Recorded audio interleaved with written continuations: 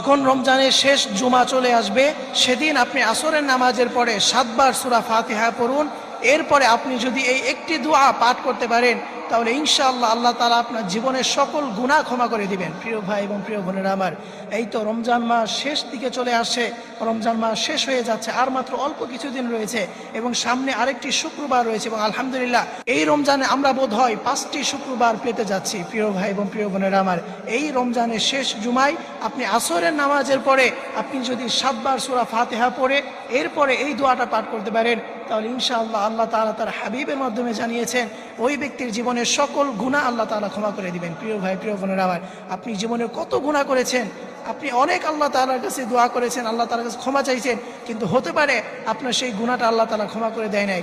এই জন্য এই তো রমজান মাস চলতেছে, এই রমজান মাসের শেষ জুমাতে আপনি যদি এই আমলটি করতে পারেন, এই আমলটি করে আপনি যদি এই দোয়াটা করতে পারেন, তাহলে ইনশাআল্লাহ দেখা যাবে এই দোয়ার উসিলায় হতে পারে আপনার জীবনের সকল গুনাহ আল্লাহ তাআলা ক্ষমা করে দিয়েছেন। আল্লাহ রাসূল সাল্লাল্লাহু আলাইহি ওয়াসাল্লাম জানিয়ে দিয়েছেন। প্রিয় ভাই প্রিয় বোনেরা আমার, সেটা কিভাবে? আপনি আসরের নামাজ পড়বেন, এরপরে আপনি নামাজের স্থানে বসেই কিবলামুখী হয়ে আপনি 7 বার হাতে গুনে গুনে আউযুবিল্লাহ এবং বিসমিল্লাহ সহকারে সূরা ফাতিহা পড়বেন। এরপরে আপনি এই দোয়াটা পাঠ করবেন। সেই দোয়াটা হচ্ছে আল্লাহুম্মা ইন্নাকা আফুউন তুহিব্বুল আফওয়া ফাআফু আন্নী, আল্লাহুম্মা ইন্নাকা আফুউন তুহিব্বুল আফওয়া ফাআফু আন্নী। এই দোয়াটা পরে আপনি আল্লাহ তাআলার কাছে দোয়া করবেন।